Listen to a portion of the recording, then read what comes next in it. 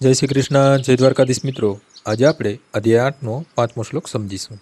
અનંતકાલે ચમામેવ સ્મરણ મુક્ત્વા કલેવરમ યહ પ્રયાતિ સ મદ્ભાવમ યાતિ નાથ સત્યત્ર સંશય. જે મનુષ્ય મૃત્યુ સમયે કેવળ મારું સ્મરણ કરતો શરીર તજે છે તે તરત જ મારી પ્રકૃતિને પામે છે. આમાં લેશ માત્ર શંકા સંદેહ નથી.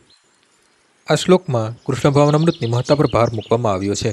જે કોઈ મનુષ્ય કૃષ્ણ ભાવનામૃતમાં રહી શરીરને ત્યજે છે તે તરત જ પરમેશ્વરના દિવ્ય સ્વભાવને પામે છે. પરમેશ્વર બધા શુદ્ધમાં સૌથી વધારે શુદ્ધ છે. તેથી જે નિરંતર કૃષ્ણ ભાવના પરાયણ રહે છે તે પણ શુદ્ધતાથી શુદ્ધ છે. સ્મરણ કરતો શબ્દ મહત્વપૂર્ણ છે. જેણે ભક્તિભરી સેવા મારફત કૃષ્ણ ભાવનામૃતની સાધના કરી નથી એવા અશુદ્ધ જીવથી જ કૃષ્ણનું સ્મરણ થઈ શકતું નથી. માટે મનુષ્ય જીવનના પ્રારંભથી જ કૃષ્ણ ભક્તિનો અભ્યાસ કરવો જોઈએ. જો મનુષ્ય પોતાના જીવનના અંતે સફળતા ઈચ્છતો હોય તો કૃષ્ણ સ્મરણની પ્રક્રિયા અનિવાર્ય છે. માટે મનુષ્યએ નિરંતર હરે કૃષ્ણ કૃષ્ણ કૃષ્ણ હરે હરે, હરે રામ રામ રામ હરે હરે આ મહામંત્રનો જપ કરતા રહેવું જોઈએ.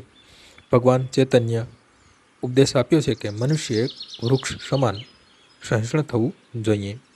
તરોરીવ સહિષ્ણુનામ. હરે કૃષ્ણ મહામંત્રનો જપ કરનાર મનુષ્યને અનેક અંતરાયો નડી શકે છે. તેમ છતાં આ સર્વ નડતોને સહન કરીને હરે કૃષ્ણ કૃષ્ણ કૃષ્ણ હરે હરે, હરે રામ રામ રામ હરે હરે આ મહામંત્રનો સતત જપ કરતા રહેવું જોઈએ કે જેથી જીવનના અંતે મનુષ્ય કૃષ્ણ ભાવનામૃતનો પૂર્ણ લાભ પામી શકે. આજનો શ્લોક અહીં પૂર્ણ થાય છે. આવતીકાલે ફરીથી સવારે 6 વાગ્યે મળીશું. જય શ્રી કૃષ્ણ.